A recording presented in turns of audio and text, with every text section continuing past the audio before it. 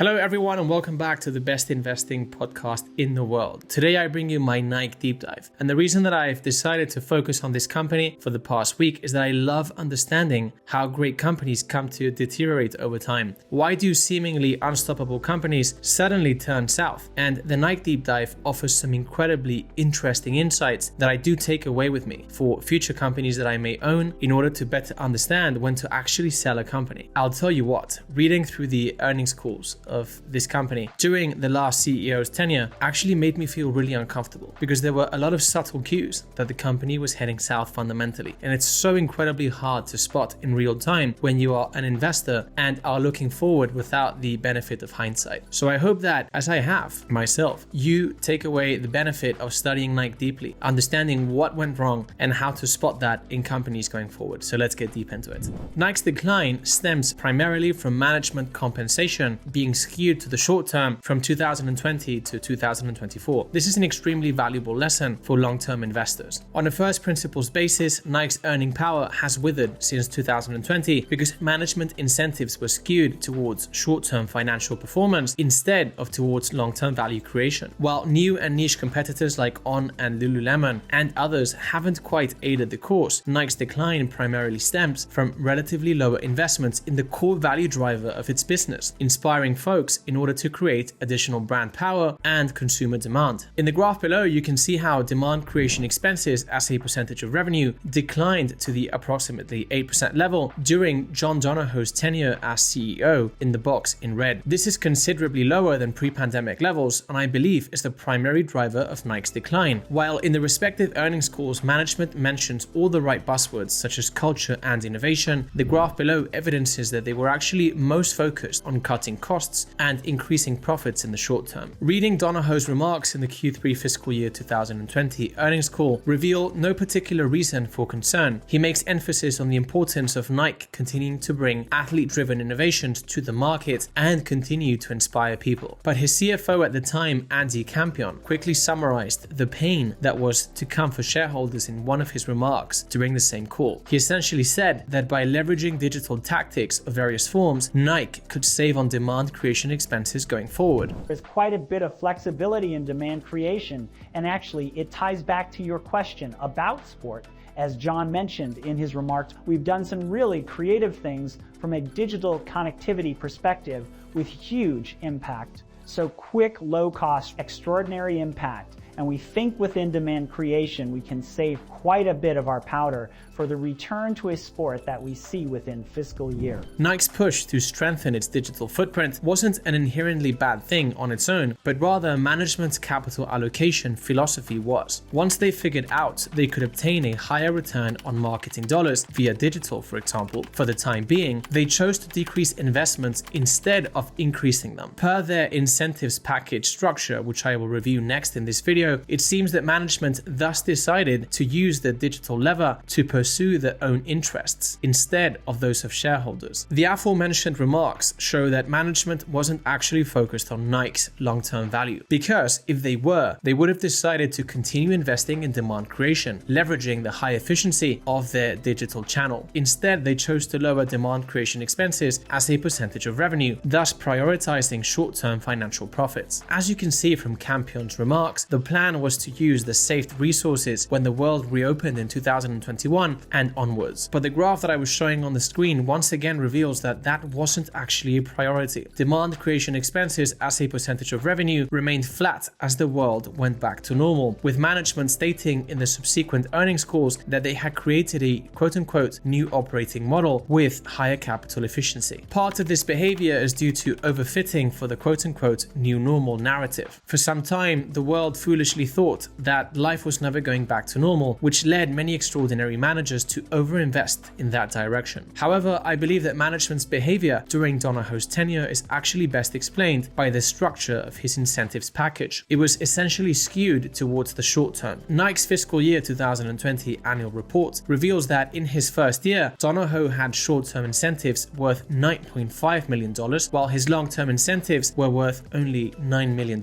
His short-term incentives were based on specific EBIT targets. Digging into the quote-unquote long-term incentives, 5.4 million of those dollars were stock options vesting annually over a 4-year period based on stock price targets, which is actually not an overly long-term incentive. So in total, only 3.6 million of his total compensation was tied to longer-term performance. Reading the Q2 fiscal year 2025 earnings call, Elliot Hill's first ever as CEO, it seems like Nike Digital actually evolved over Donahoe's tenure into a competitor of wholesale partners, which are so incredibly important for Nike's business. Indeed, it would follow that management also chose to pursue the higher margins and capital efficiency of the digital channel at the expense of alienating wholesale partners. Nike's products being predominantly physical, this also seems like an instance of prioritizing short-term financial performance. CFO Matt Friend's remarks during the Q2 fiscal year 2025 earnings call were highly insightful. As Elliot said, Nike Digital has become a platform where we have been capturing demand and competing with our wholesale partners, rather than creating and growing demand for our brands. This is why we must elevate the consumer experience, grow organic traffic, and drive full price demand. In turn, you can see how this contrasts with Donahoe's remarks during the Q3 2023 earnings call, in which he makes it seem like everything is going just fine on the wholesale side of the equation. And while direct, led by digital, remains strong and will continue to drive our growth, our wholesale channel continues to be an important part of our strategy as we access key consumer segments and achieve distribution scale across the marketplace. In turn, the Q4 fiscal year 2024 earnings call was a tacit confession of Nike's focus on short-term profits versus its core value creation mechanism. In reiterating that Nike had refocused on sport, management was actually confessing that it was previously focused on something else. During the call, management also wanted to give the impression that Nike had been organizationally reset successfully in a very short amount of time. Donahoe said the following in the call's Q&A section. And then, Anisha, on the second question, the way you asked it, I want to just distinguish one thing. You mentioned organizational reset. That's behind us. And as I mentioned earlier, we are now completely aligned across the organization around sport, field of play. And our teams are focused, they're excited, there's just a tremendous amount of hustle throughout the organization, and you can feel it.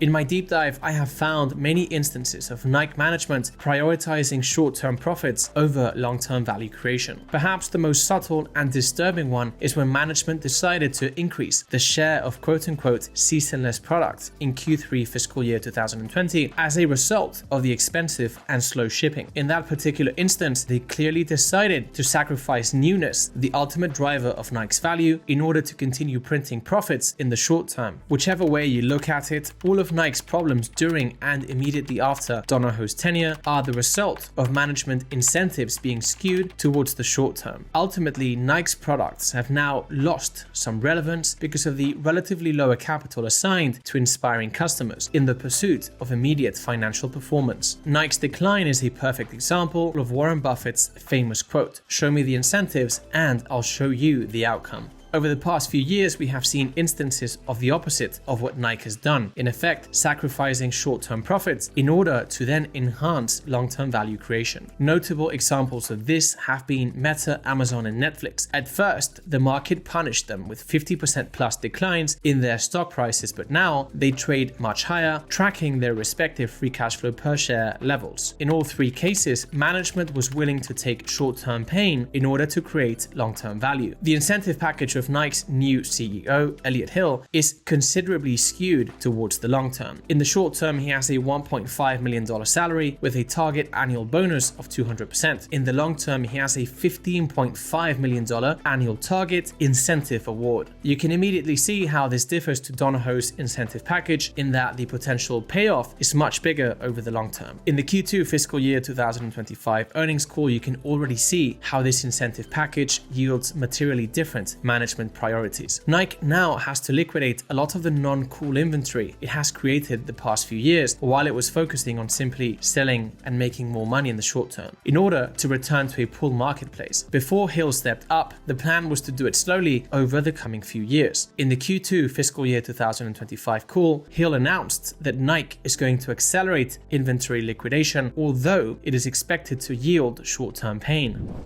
I recognize that some of these actions will have a negative impact on our near-term results.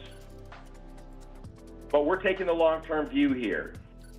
We're making the decisions that are best for the health of our brand and business, decisions that will drive shareholder value. CFO Matt Friend emphasized in his prepared remarks during the same call that inventory liquidation will accelerate going forward. We took some steps this quarter, and we plan to accelerate inventory actions in our second half to drive a return to a healthy marketplace. In particular, we are moving aggressively to reduce aged inventory, adjust supply with demand on Nike Digital, and ensure we have marketplace capacity for our newest product assortments.